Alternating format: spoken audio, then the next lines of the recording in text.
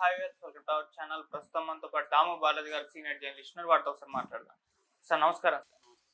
Sir, Pakistan మాజీ PM Imran Khan jail నుంచి ఒక లెటర్ చేశారు. అందులో పాకిస్తాన్ ఓడిపోయిందని చెప్పేసి ఆయన చెప్పినట్టుగా కూడా తెలుస్తుంది సార్. ఆ లెటర్ లో ఏముంది? అండ్ ఇంకోవైపు ఏమో అటు పాకిస్తాన్ నుంచి డీజీ మాట్లాడుతూ నీళ్లు ఆపేస్తే పాకిస్తాన్ కు ఊపిరి తీస్తామంటూ వార్నింగ్ ఇస్తున్నారు. సో ఈ రకంగా వార్నింగ్ ఇవ్వటాలు మొదటి నుంచి కూడా చూస్తూ వస్తున్నాం. సో దీనికి సంబంధించి మీరేం చెప్తారు సార్? పాకిస్తాన్ సైన్యంలో తర్వాత పాకిస్తాన్ పొలిటికల్ పార్టీల మధ్య ఒక వైరుధ్యం లేకపోతే ఘర్షణ కనిపిస్తుంది. ఇండియాలో కూడా ఉంది, కానీ దాన్ని మోడీ జాగ్రత్తగా డీల్ చేయడం ద్వారా ఇండియాలో తగ్గింది. ఎందుకంటే ఇండియన్ మిలిటరీలో ఏ రకమైన ఇది లేదు. కాకపోతే పొలిటికల్ పార్టీలు ముఖ్యంగా కాంగ్రెస్, తర్వాత ఇండియా కూటమి ప్రతిపక్షాలు కొన్ని మోడీ ఎలా డీల్ చేశాడనే దాంట్లో వ్యతిరేకత వచ్చింది. ముఖ్యంగా అమెరికా ఇన్వాల్వ్మెంటు, ట్రంప్ ప్రకటించడం, దీనివల్ల మోడీకి వ్యతిరేకత వచ్చింది. దాన్ని మోడీ చాకచక్యంగా డీల్ చేస్తూ ఒక 7 బృందాలు తయారు చేసి ప్రతిపక్షాలని 5 రోజుల ట్రిప్ 35 దేశాలకు పంపించడం ద్వారా ఆయన దాన్ని అధిగమించాడు. ఇప్పుడు చచ్చినట్టు వీళ్ళందరూ వెళ్తున్నారు, వీళ్ళు సపోర్ట్ చేస్తున్నారు. ఆ రకంగా మోడీ కొంతవరకు అధిగమించాడు. రెండోది, మోడీకి బలమైన మీడియా ఉంది, సోషల్ మీడియా నెట్వర్క్ ఉంది, కాబట్టి తన వ్యతిరేకతను కొంతవరకు తగ్గించుకోగలిగాడు. కానీ పాకిస్తాన్లో పరిస్థితి ఏంటంటే, పాకిస్తాన్లో ప్రతిపక్ష నాయకుడు మాజీ ప్రధానమంత్రి ఇమ్రాన్ ఖాన్ జైల్లో ఉన్నాడు. 2023 నుంచి జైల్లో ఉన్నాడు. సో వాళ్ళ పార్టీ అనేక నాయకులను కూడా జైల్లో పెట్టారు. సో అందువల్ల అక్కడ బేసిక్గా ఏంటంటే పేరుకి ప్రజాస్వామ్యం తప్ప అక్కడ మిలిటరీ రూలే ఉంది ఇప్పటికి కూడా. మొత్తం 77 ఏళ్ల పరిపాలనలో 33 ఏళ్ళు డైరెక్ట్గా మిలిటరీ రూల్ ఉంది. మిగతా టైం అంతా కూడా మిలిటరీ వెనకుండి ముందుగా వీళ్ళని పెట్టి పప్పెట్ లాగా వీళ్ళని నడిపిస్తుంది.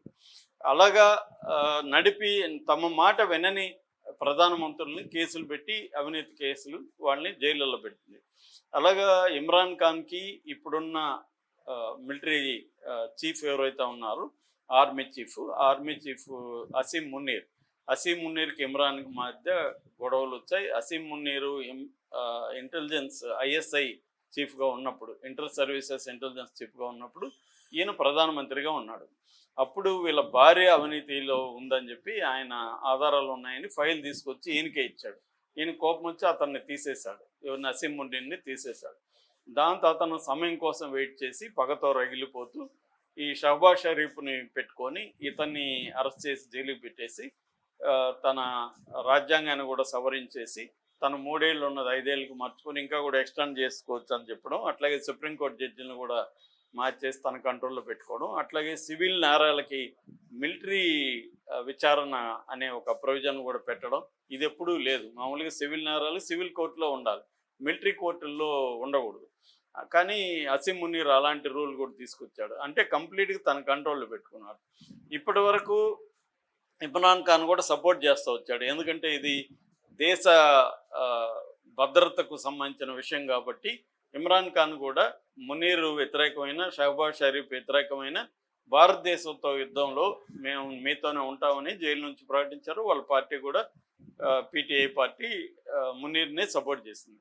అయితే ఇప్పుడేమైంది, మునీర్కి ఫీల్డ్ మార్షల్ బిరుదు ఇచ్చారు. ఇది 1959 తర్వాత 60 ఇయర్స్ తర్వాత ఫస్ట్ టైం ఫీల్డ్ మార్షల్ ఇవ్వడం. అప్పట్లో అయ్యూబ్ ఖాన్కి ఇచ్చారు, తర్వాత ఇతనికి ఇచ్చారు. నిజానికి అతను సాధించింది ఏమీ లేదు. ఇండియాతో వారిలో వాళ్ళు నష్టాలు ఎక్కువ చూశారు తప్ప వాళ్ళు ఇండియా మీద సాధించిన విజయం ఏమీ లేదు. కానీ అతను విజయం సాధించినట్టుగా చెప్పుకుంటూ ఫీల్డ్ మార్షల్, నిజానికి ఫీల్డ్ మార్షల్ అని చెప్పాలి అతన్ని, కానీ ఫీల్డ్ మార్షల్ అని చెప్పుకుంటున్నారు. ఈ నేపథ్యంలో పాకిస్తాన్లో కూడా వ్యతిరేకత వచ్చింది. అతను ఫీల్డ్ మార్షల్ బిరుదు ఎందుకు ఇచ్చారు, ఏం సాధించామని ఇచ్చారని. ఈ నేపథ్యంలో ఇమ్రాన్ ఖాన్ జైలు నుంచి ఒక ప్రకటన ఇచ్చాడు. ఆ ప్రకటన ఇప్పుడు ప్రపంచవ్యాప్తంగా వైరల్ అవుతుంది. అదేంటంటే ఆయనకి ఫీల్డ్ మార్షల్ కాదు, రాజు అని బిరుదు ఇచ్చి ఉండాలి, కింగ్ అని ఇచ్చి ఉండాలి. ఎందుకంటే ఇది ఆటవిక రాజ్యం, ఆటవిక రాజ్యంలో ఒకడే రాజు ఉంటాడు.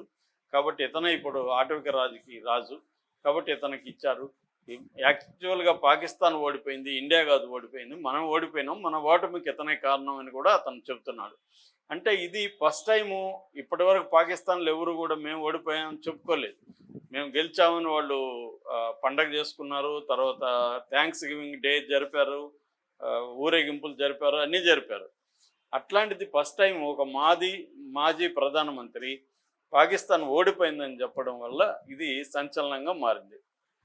సో అదే కాకుండా అతను జైల్లో తనని ఎంత ఇబ్బందులు పెడుతున్నారనే విషయాన్ని కూడా అతను బయటికి తీసుకొచ్చాడు. నాకు వైద్యుడు ఉండట్లేదు, నాకు ఆరోగ్యం బాగాలేదు, నాకు మా వాళ్ళతో కలిసే అవకాశం ములాఖాత్ ఇప్పించట్లేదు, నన్ను మానసికంగా వేధిస్తున్నారు అనేది ఆయన చెప్పాడు. ఆల్రెడీ ఆయన మీద లైంగిక అత్యాచారం జరిగిందని, తర్వాత ఆయనకు మెల్లమెల్లగా స్లో పాయిజన్ ఇస్తున్నారని, ఇవన్నీ కూడా వార్తలు వచ్చాయి. ఆయన్ని చంపడానికి ప్రయత్నిస్తున్నారని వార్తలు వచ్చాయి. అట్లాగే ఆయన్ని ఒక సి సెల్ అంటారు దాన్ని, అంటే సి క్లాస్, మామూలుగా ఏ క్లాసు బి క్లాస్ కాకుండా సి క్లాస్లో ఈయన్ని పెట్టారని, అక్కడ ఏ రకమైన సౌకర్యాలు లేవని, ఆయనకి ప్రాపర్ ఫుడ్ లేదు, బాగా వెయిట్ లాస్ వచ్చేసింది, మనిషి ఏజ్డ్గా కనిపిస్తున్నాడు, ఇవన్నీ వార్తలు వస్తున్నాయి. అట్లాగే వాళ్ళ ఫ్యామిలీ మెంబర్స్ని కూడా ఆయన కలపడానికి ఇది లేదు, వైద్యుల్ని పెట్టట్లేదు ఆయనకి ఆరోగ్యం చెక్ చేయడానికి, ఇవన్నీ బయటకు వచ్చాయి. ఇప్పుడు ఆయనే స్వయంగా ట్వీట్ కూడా చేశాడు. సో ఇది కొంత మునీర్కి వ్యతిరేక పవనాలు పైకి లేవడానికి ఉపయోగపడుతుంది. ఎందుకంటే ఇమ్రాన్ ఖాన్ పార్టీ కేడర్ కానీ నాయకులు కానీ చాలా స్ట్రాంగ్గానే ఉన్నారు, దేశమంతా వాళ్ళు ఉద్యమాలు చేస్తూ కూడా ఉన్నారు. ఇతను బలంగా అణిచేశాడు.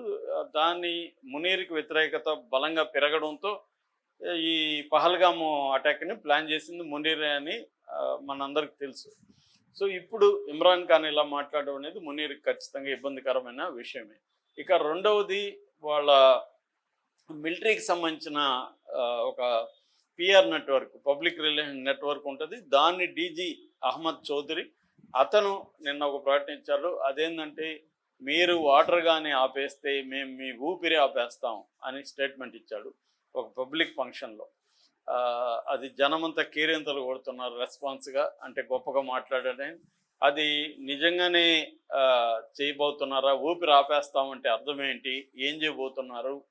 మళ్ళీ యుద్ధం వస్తుందా? లేకపోతే మన దేశంలో అనేక ఒకేసారి ఒక 10 సిటీ 20 సిటీలలో టెర్రరిస్ట్ బాంబుల అటాక్స్ ఏమైనా ప్లాన్ చేస్తున్నారా? ఎందుకంటే స్లీపర్ సెల్స్ బలంగానే ఉన్నాయి. నిన్న కూడా ఇక్కడ సిరాజ్ అండ్ సమీర్ అని ఇద్దరిని అరెస్ట్ చేశారు, ఢిల్లీలో ఇద్దరిని అరెస్ట్ చేశారు స్లీపర్ సెల్ వాళ్ళని. సో మన వాళ్ళు అప్రమత్తంగా ఉన్నారు కాబట్టి ఇప్పటివరకు చేయగలుగుతున్నారు. కానీ పెద్ద ఎత్తున వాళ్ళు చేయగలిగితే మాత్రం ఖచ్చితంగా ఇబ్బంది. అది చేస్తారా? ఎందుకంటే వాటర్ ట్రెటీ అనేది వాళ్ళకి చాలా ఇంపార్టెంట్. వాళ్ళ బ్రిడ్జ్, వాళ్ళ డ్యాముల్ని, చైనా 10 డ్యాముల్ని పాకిస్తాన్లో చైనా నిర్మిస్తుంది.